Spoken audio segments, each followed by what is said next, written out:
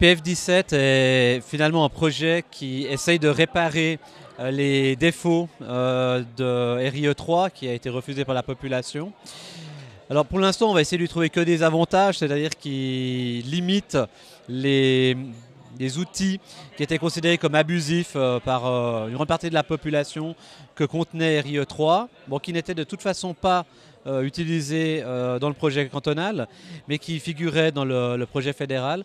Et la volonté, c'est de donner plus de transparence, faire un projet plus simple aussi à expliquer, parce que toute la difficulté de ces réformes fiscales, c'est qu'on rentre dans des domaines extrêmement techniques, compliqués, qui ne parlent pas forcément aux gens.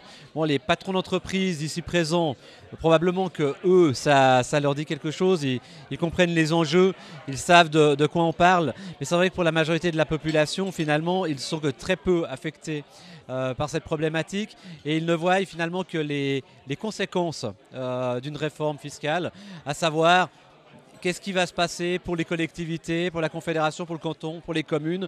Est-ce qu'il y aura toujours autant de ressources pour des prestations? Est-ce que les ressources seront affectées? Et finalement, le débat technique est toujours très difficile à faire passer.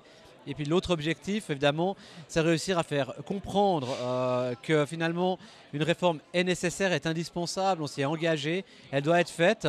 Et puis c'est une opportunité pour les entreprises, principalement pour les entreprises traditionnelles, passer à la statut, parce qu'elles vont avoir leur fiscalité qui augmente. Mais pour les entreprises traditionnelles, c'est une opportunité de payer moins d'impôts, avoir moins de charges, de pouvoir réinvestir, de peut-être pouvoir engager un nouveau collaborateur. Donc voilà, c'est une opportunité qu'ils doivent saisir.